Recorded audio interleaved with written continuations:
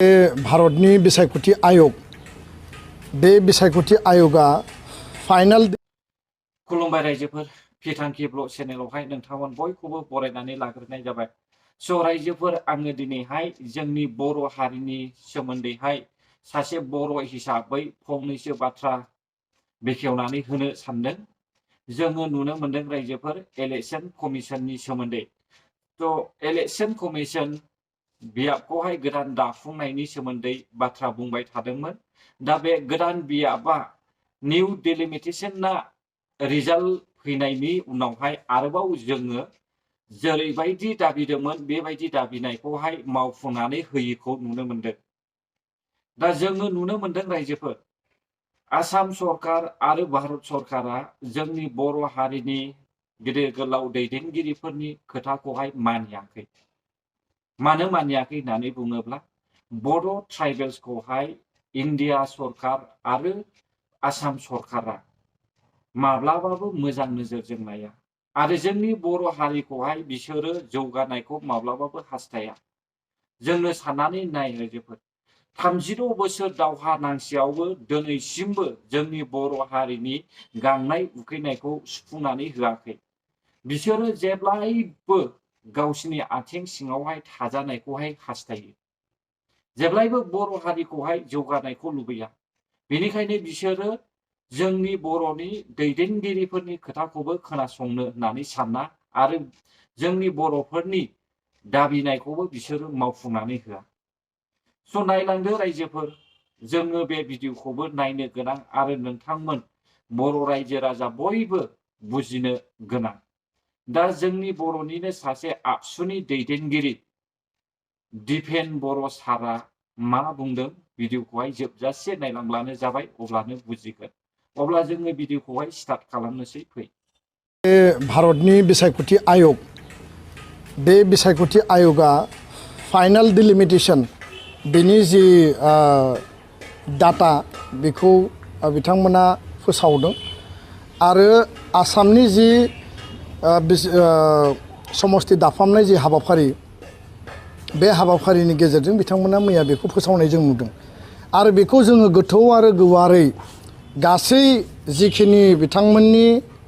तथ्य दङ बेखौ स्टाडि खालामनायनि उनाव नुबाय जे बिथांमोननि जि ड्राफ्ट 20 जुनाव जि ओंखारदोंमोन बे ड्राफ्ट आरो फाइनाल जि डिलिमिटेशन बे मोननैजों 99.9% बेयाव माने गोरोबलायो। मात्र बिथांमोना 19टा विधानसभा समस्तिनि मुंखौ सोलायदों आरो मोनसे लकसभा समस्ति मंगलदैमोन बेखौ ड्राफ्टआव दरं होबाय आरो दिनै जों फाइनाल डिलिमिटेशनाव नुबाय बेखौ दरं उदालगुरि नाम होदों आरो मोननैसो विधानसभा समस्तिनि एसे एनै सिमा बेखौ सोलाय सोल' खालामनायनि बादै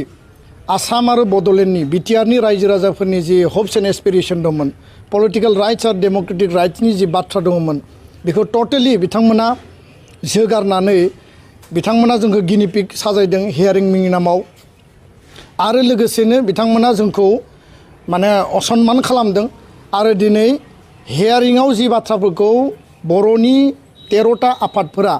जि बुंदोंमोन आरो गुबुन गुबुन राजखान्थि नङै हान्जाफोराबो जि बुंदोंमोन बे बुंनाय बाथ्राफोरनि मोनसेबो बाथ्राफोरखौ बिथांमोना दिनै फाइनाल डिलिमिटेशननि जि तथ्य दङ बेयाव जों जि नुबाय बेयाव खुनु मोनसे बेबस्थाखौनो बिथांमोना लाखियाखै। बेखायनो मैया फोसावजानाय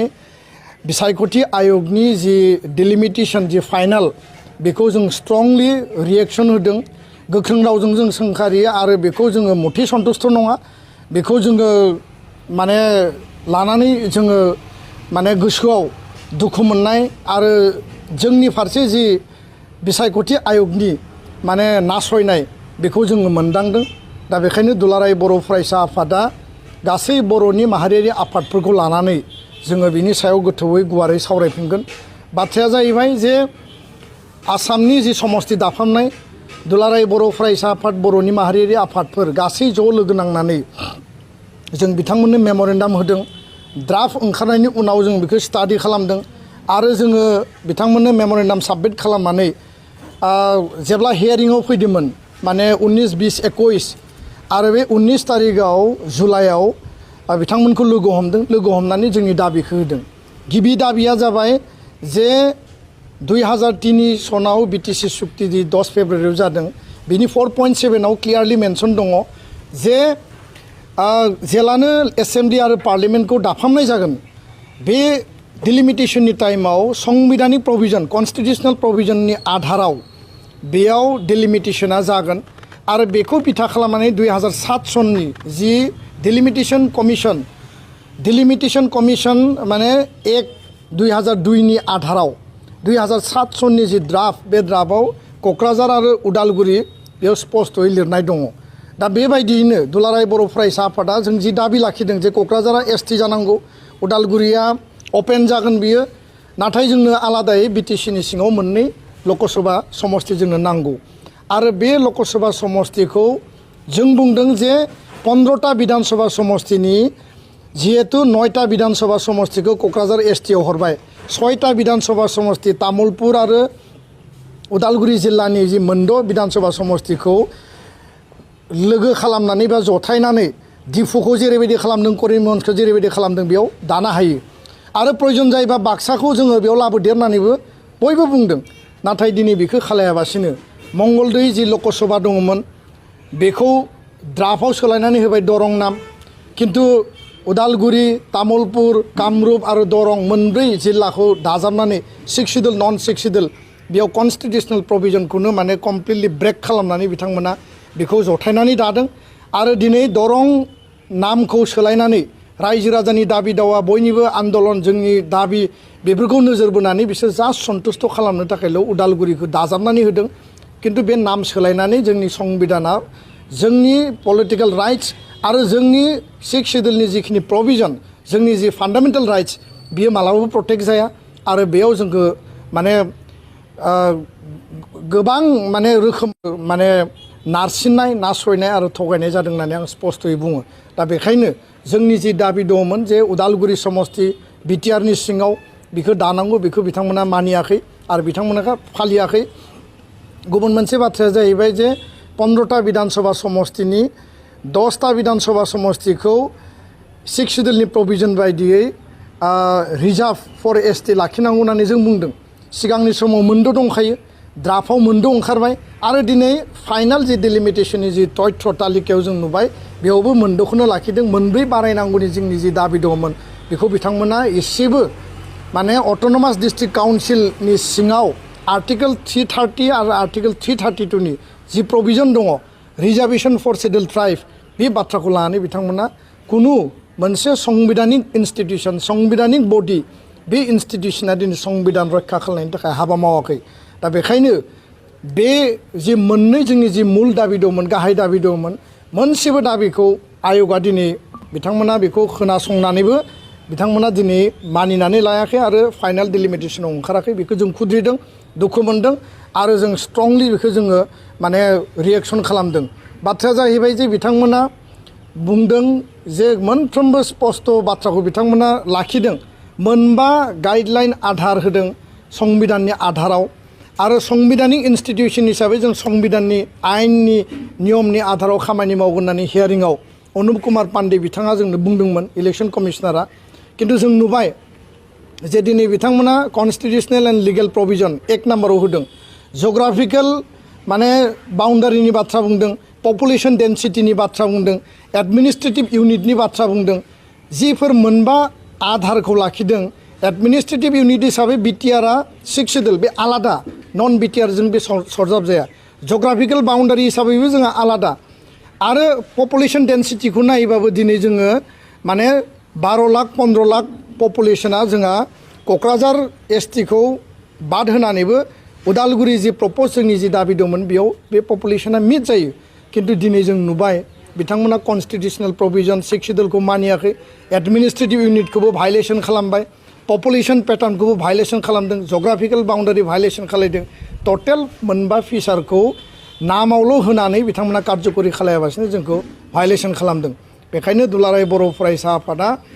बे जि फाइनाल डिलिमिटेशन बेखौ जोङो गोजोननाय गैया आरो बिनि सायाव जोङो